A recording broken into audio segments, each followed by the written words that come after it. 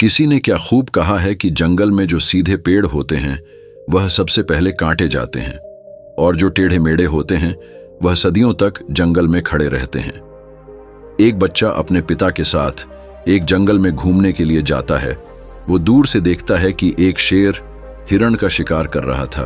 उसे बच्चे के मन में एक करुणा का भाव उदय होता है। वह अपने पिता से कहता है कि पिताजी, यह हिरण तो कमजोर है और वो शेर उसको खा रहा है। हमें उसे हिरण को बचाना चाहिए। यह सुनकर पिता कहते हैं, लेकिन वो शेर भी तो भूख है। अगर तुम हिरण को बचाओगे तो तुम शेर के लिए बुरे बन जाओगे। तो इस परिस्थिति में तुम क्या कर सकते हो? अब ये बात हम सबके लिए सोचने की एक जगह, जहां हम किसी का फायदा कर रहे होते हैं, दूसरी जगह किसी का नुकसान कर रहे होते हैं। जैसे एक सिक्के के दो पहलू होते हैं, उसी तरह अच्छाई और बुराई के भी दो पहलू होते हैं। तो सवाल ये है कि किसी आदमी को कोई अच्छा काम करना है, अच्छा बनना है, तो वो किस तरह का काम करें जो किसी को आहत ना पहुंचाए। तो आज की जो कहानी मैं आपको सुनने वाला हूं, उसमें आपको क्या ज्ञान मिलेगा कि असल में कर्म क्या है और कर्म अच्छे कर्म क्या होते हैं। इससे पहले कि आप इस कहानी में खो जाएं, इस चैनल को सब्सक्राइब जरूर कर ले। तो चलिए कहानी शुरू करते हैं। बात उस समय की है जब गुरुकुल में शिक्षाएं हुआ करता था। मतलब गुरुकुल में बच्चे सीखने के लिए जाते थे, वहीं पर रहते थे, वहीं पर प्रकृति का आनंद लेते थे और वहीं पर अपनी शिक्षाएं ग्रहण करते थे।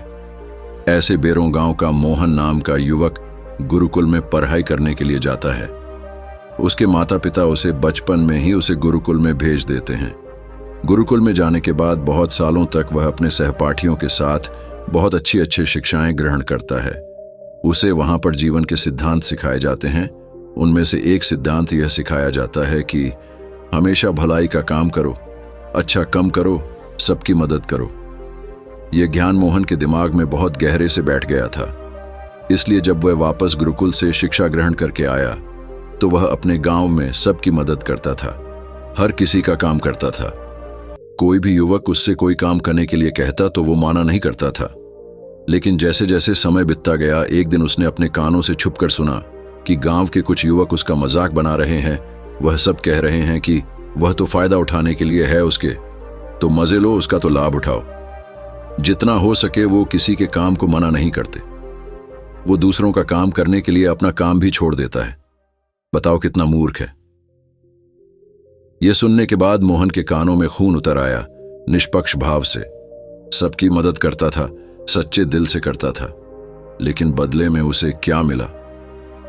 यह सुनकर उसका दिल सहम गया और उसने मन ही मन में निश्चय किया कि आज के बाद वो किसी की भी मदद नहीं करेगा। और अब मोहन गांव का ऐसे युवक बन चुका था जो किसी की मदद नहीं करता था। चाहे कोई कितनी भी परेशानी में क्यों ना हो, मोहन को कोई फर्क नहीं पड़ता था। मोहन का यह बदलाव देखकर सब गांव वाले आश्चर्यचकित हो गया। कल तक जो दया का सागर था, इतना दयालु था, कुछ ही समय में इतना निर्दय बन गया। यह देखकर मोहन माता पिता को भी उसकी बहुत चिंता हुई। उन्होंने अपने बेटे से पूछा कि बेटा, ऐसी क्या बात हो गई है, तुम इतना क्यों बदल गए हो? तो मोहन ने कहा, इस जमाने में किसी की भलाई करके कुछ हासिल नहीं होता। ये बात मैं महसूस कर चुका हूं। मैंने जीवन में जितने भी गुरुकुल से शिक्षाएं ग्रहण की, वो सारी शिक्षाएं बेकार चले गए हों, व्यर्थ हो गई। क्योंकि यह संसार किसी का नहीं है।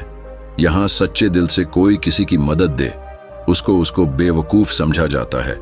और यह कहते कहते मोहन वहीं पर रोने लगा और इसके बाद मोहन बहुत परेशान रहने लगा। उसके माता पिता पहले वाला मोहन चाहते थे, वही मोहन चाहते थे जो सब लोगों की मदद करता था। लेकिन उनका बेटा कहीं दूर निकल चुका था। दिन पे दिन हालत और भी गंभीर होती गई। एक दिन उनके माता पिता को पता चला कि पड़ोस के गांव में एक बौद्ध भिक्षु आया हुआ है और वो मानव मस्तिष्क के बारे बहुत सारी बातें बता सकता है। इसीलिए मोहन के माता पिता मोहन को लेकर उसे बहुत भिक्षु के पास पहुंचते हैं। जब वह उसे गांव में घुसते हैं तो एक औरत एक बौद्ध भिक्षु को बहुत जालाकटा सुना रही थी। वो कह रही थी कि उनको शर्म नहीं आती, भीख मांगने के लिए आ जाते हैं, दरवाजे पर आकर खड़े हो जाते हैं और पता नहीं ऐसी क्या क्या बात है। लेकिन बौद्ध तो भिक्षा मांग कर ही खाते हैं, उन्हें तो सब कुछ सहना पड़ता है। इसीलिए वह बौद्ध भिक्षु एकदम शाम खड़ा हुआ था। उसमें क्रोध का भाव तिनका मात्रा भी नहीं था। जब उस भिक्षु को उस घर से भिक्षा नहीं मिली तो वो दूसरे घरों की तरफ निकल गया। यह सारा दृश्य मोहन भी देख रहा था। इसके बाद उसके माता पिता उसे गांव के लोगों से पूछकर उसे बौद्ध भिक्षु के ठिकाने पर पहुंचते हैं। वहां पर पहुंचकर वो देखते हैं कि यह वही भिक्षु था जो गांव से भिक्षा मांगकर वापस लौट आया था, जो गांव में भिक्षा मांग रहा था और जिसे वह औरत जली कटी सुना रही थी। उसे देखने के बाद मोहन और उसके माता पिता ने उसे प्रणाम किया और वो वहीं पर बैठ गए। उसके बाद मोहन के माता पिता ने सारी परिस्थिति उसे बयान कर दी। उन्होंने अपने बेटे का जिक्र करते हुए बताया कि यह हमारा बेटा पहले बहुत दयालु हुआ करता था, सबकी मदद करता था, लेकिन अचानक पता नहीं ऐसा क्या हुआ कि अब यह किसी की मदद नहीं करता। उसके सामने आदमी मर भी रहा होता है, तब भी यह बिल्कुल उसे पानी भी नहीं पिलाता, ऐसा स्वभाव हो गया। इसका हम कुछ समझ नहीं कर रहे कि यह बदलाव अचानक से हुआ कैसे। इससे पहले कि वो बौद्ध भिक्षु को जवाब देता, वो औरत जो गांव में उस भिक्षु को जली कटी सुना रही थी, वह अपने बेटे को लेकर वहीं पर पहुंच गई और हाथ जोड़कर उससे प्रार्थना करने लगी कि मेरा बेटा बहुत बीमार है। अचानक से उसे बुखार आया और गांव के लोगों ने बताया कि आप इसकी मदद कर सकते हैं, कृपया करके मेरे बेटे को ठीक कर दीजिए। यह सुनकर वह बौद्ध भिक्षु तुरंत उस बालक का उपचार करने लग जाता है और कुछ ही देर बाद औषधियां देने के बाद वो बच्चा बिल्कुल स्वस्थ हो जाता है। ये सब देखकर वह औरत उसे कुछ दान देकर प्रणाम करके वापस लौट जाती है। ये सारा दृश्य मोहन भी देख रहा था। मोहन के मन में एक सवाल उठ रहा था और जब वह इसका कोई जवाब नहीं ढूंढ पाया तो उसने उस बौद्ध भिक्षु से पूछा, शायद आपने पहचाना नहीं, वो वही औरत थी जो आपको जली कटी सुना रही थी, जो गांव में आपको भिक्षा देने से मना कर रही थी। शायद आपने उसे पहचाना नहीं तो आप उसकी मदद नहीं करते। यह सुनकर वह बौद्ध भिक्षु मुस्कुराने लगता है। उसके बाद वो बौद्ध भिक्षु मोहन को बताता है कि दूसरों की अच्छाई करने से कुछ अवस्थाओं में दुख मिलता है, लेकिन अगर तुम कर्मों का सिद्धांत समझ लेते हो तो अच्छाई और बुराई, इसके सारे भेद तुम्हारे सामने स्पष्ट हो जाएंगे। मैं भली भांति जानता था कि वो वही औरत है, लेकिन मैंने बिना कोई बुरा भाव रखे हुए वही किया जो मेरा कर्तव्य था। जब आप किसी की भलाई या किसी की अच्छाई बिना किसी लालच के करते हो, बिना किसी बदले के करते हो, वही अच्छाई होती है। लेकिन अक्सर हम लोग जब किसी की मदद करते हैं तो हमारे मन में यही भावना बन जाती है कि बदले में वह इंसान भी मेरी मदद करे, लेकिन जरूरत पड़ने पर जब वह हमारी सहायता नहीं करता तो हमें दुख होता है। इसीलिए किसी भी इंसान के साथ बिना कुछ पाने के भाव से उसका भला करो और उतना ही भला करो जितना तुम्हारा सामर्थ्य हो, मतलब तुम्हारी आर्थिक और शारीरिक क्षमता के हिसाब से, ताकि कल को अगर वह इंसान तुम्हारे साथ बुरा व्यवहार भी करे तो तुम्हें उसका खेद ना हो, उसका पक्षपाताप ना। मैंने तो इसके लिए इतना कुछ कर दिया और यह मेरे साथ अब ऐसा व्यवहार कर रहा है, इसीलिए किसी का उतना ही भला करो जिससे तुम नफरत ना हो। दूसरी बात, किसी दूसरे परिवार के झगड़ा के बीच में तुम कभी मत पड़ना। अगर कोई पति पत्नी आपस में लड़ रहे हैं और वह पति अपनी पत्नी को पीट रहा है और तुम उसे बचाने के लिए पहुंच जाते हो कि तुम भी औरत को क्यों पीट रहे हो, तो ऐसा करना तुमको संकट में डाल सकता है, क्योंकि वही औरत जिसकी तुम मदद करने के लिए गए हो वो यह कह सकती है कि यह हमारी आपस की बात है, तुम्हें इससे क्या लेना देना, और इसका तुम्हारे पास कोई जवाब नहीं होगा। इसीलिए दूसरे के फटे में कभी टांग मत अड़ाना। अगर ऐसी स्थिति कभी पैदा हो जाए, कोई तुमसे मदद मांगे तो दरबारी तक खबर पहुंचा दो, अदालत उसका फैसला करेगी। तीसरी बात, अपने विवेक का इस्तेमाल करो। अपनी आंखें खोलकर देखो कि किसे वास्तविक रूप से मदद की जरूरत है और कौन ढोंग कर रहा है, क्योंकि अक्सर लोग दया का पत्र होने का दिखावा करके आपको बेवकूफ बनाकर आपसे मदद ले लेते हैं।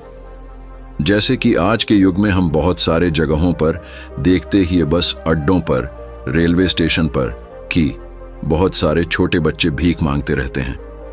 अब उसमें दो स्थितियां पैदा होती है। अगर आप उनको भीख देते हो तो आप भीख मांगने को बढ़ावा देते हो, और अगर भीख नहीं देते हो तो वह बच्चा शायद आज खाना भी ना खा पाए। इसीलिए ऐसी स्थिति में आपको अपने विवेक का इस्तेमाल करना चाहिए। आप उसको पैसे देने की बजाय खाना खिला सकते हो या कुछ किताबें दिला सकते हो। इसीलिए सही तरीके से मदद करने के लिए विवेक का होना बहुत जरूरी है, वरना तो आपके धन का दुरुपयोग ही होगा।